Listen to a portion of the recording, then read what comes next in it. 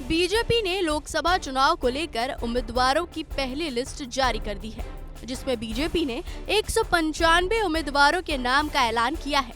वहीं एक सीट पर नाम का ऐलान होने के बाद बीजेपी प्रत्याशी चुनाव लड़ने से मना कर रहे हैं, जिसको लेकर अब कांग्रेस बीजेपी पर हमलावर है।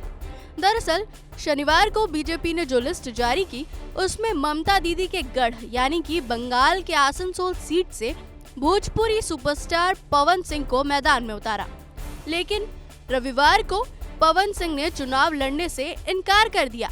उन्होंने सोशल मीडिया में एक पोस्ट किया और चुनाव नहीं लड़ने की बात कही, जिस पर अब कांग्रेस नेता प्रमोद तिवारी ने बीजेपी को घेरा है। कांग्रेस नेता प्रमोद तिवारी ने बताया कि देश के इतिहास में ऐसा पहली बार हुआ है। उन्होंने कहा कि आज लोगों को पता है देश के क्या हालात है। ऐसे में कोई भी बीजेपी प्रत्याशी जनता के बीच जाने से डर रहा है। वो जान रहे हैं आज महंगाई चरम पर है, इसलिए चुनाव लड़ने से पीछे हट रहे हैं। कि आसनसोल से पवन जी ने भी इनकार कर दिया, ये भी सेलिब्रिटी। तो मुझे याद नहीं पड़ता कभी देश के इतिहास में 3 घोषित उम्मीदवार चुनाव लड़ने से इनकार। उनके पास बेटर फीडबैक होता है, बेहतर फीडबैक होता है। उन्होंने जमीनी हकीकत देख ली कि भाजपा के टिकट पे चुनाव लड़ना अब सुरक्षित नहीं है। महंगाई, बेरोजगारी, एंटी इनकम्बेंसी, विज्ञापन में, समाचार में तो दिख रही है भाजपा।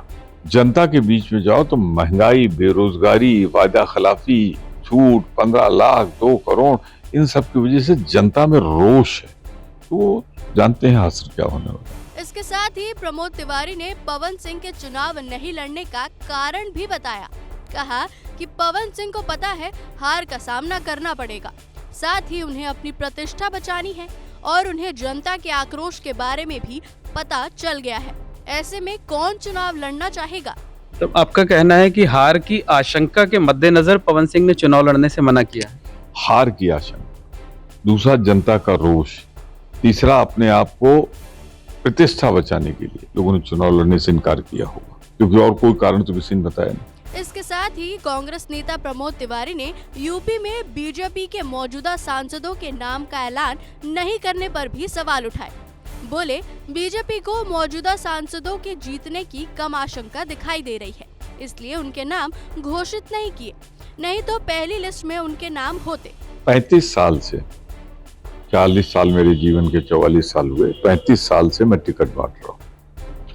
तो पहली लिस्ट में वो टिकट जारी होते हैं जिनके जीतने की ज्यादा संभावना होती, जिनमें विवाद नहीं होता या जिनके लिए सब एक मत होते हैं।